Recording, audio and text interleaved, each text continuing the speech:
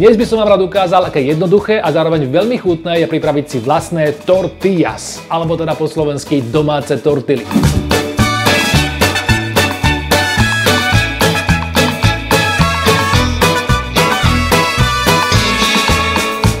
Možno aj vy ich používate ako také podklady alebo obaly pre rôzne chutné wrapy, robíte z nich tacos, plnené burritos, prípadne ak vám nejaké tortily doma zostanú a mierne zoschnú, tak sú z nich výborné domáce čipsy. A tak som sa konečne hecol k receptu, z ktorého v závere budete mať minimálne takú satisfakciu, ako keď si upečete domáci vlastný chlieb alebo žemle, prípadne lokše. Akurát s tým rozdielom, že tortily sú omnoho jednoduchšie a pokiaľ ste kreatívni, tak ich použite aj omnoho univerzálnejšie.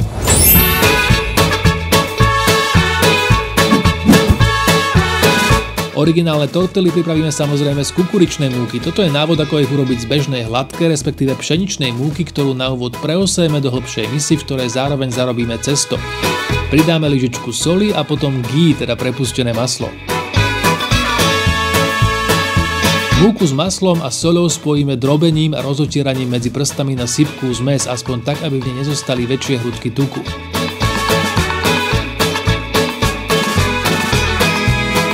200 ml vody privedieme do varu a potom necháme mierne vychladnúť. V strede misy vytvarujeme jamku a vodu necháme chladnúť, len kým nie je príliš horúca na dotyk. Horúcu vodu vlejeme do misy a miešaním postupne zapracujeme k ostatným surovinám.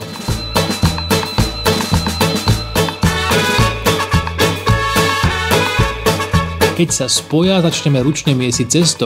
Potrvá približne 8 až 10 minút, kým bude cesto pevné a pružné. Okrem štruktúry to spoznáte zároveň podľa toho, že sa vôbec nebude lepiť na pracovnú dosku ani na prsty. Aby sme dosiahli rovnoverné tortily, cesto rozdelíme na 12 častí, pričom každá by mala mať približne 50 gramov.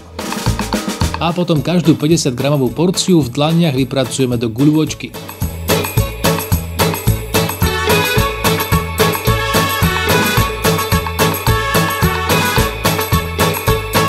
Každú guľôčku potrieme olivovým olejom a premiestnime naspäť do misy.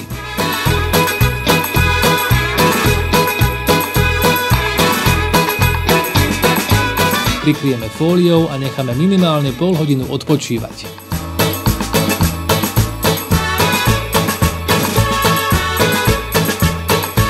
Pracovnú dosku aj dlane pomúčime a potom odpočinuté kúsky cesta obalené v múke roztlačíme medzi prstami do placky na veľkosť dlane.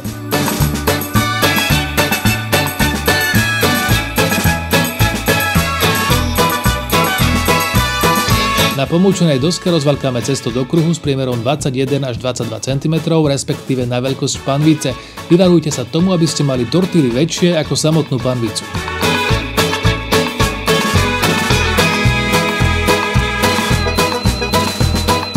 Ostatné tortily môžeme rozvaľkať vopred alebo ich pripravovať zároveň počas samotného pečenia. Kovovú panvicu alebo opekaciu platňu dostatočne zahrajeme a potom udržiavame pri strednej intenzite. Postupne na sucho opekáme jednotlivé tortily približne 20 až 30 sekúnd z každej strany, tak aby získali viditeľne opečené tmavšie body. Tortily by nemali byť celkom prepečené, nakoľko pri ďalšom použití zvyčajne prejdú opäť tepelnou úpravou. Po upečení vrstvíme horúce tortily na tanieri prikryté plátenou utierkou.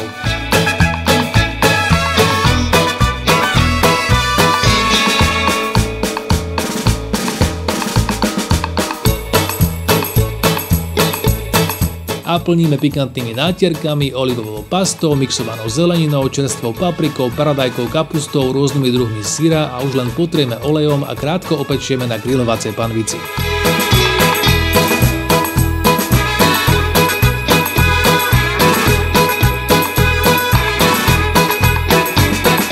Po úplnom vychladnutí skladujeme tortily v uzatvárateľnom vrecku, ideálne v chladničke, respektíve pre dlhšiu trvanlivosť v mrazničke.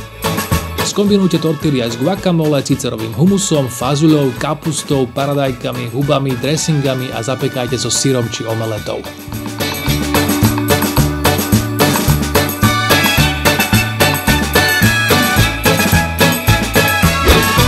Ak ste nikdy neochutnali domáce tortily a pritom tie balené hotové sú vám dôverne známe, tak budete veľmi prekvapení, aký je rozdiel okrem chutí aj v samotnej jemnosti a štruktúre každej jednej tortily.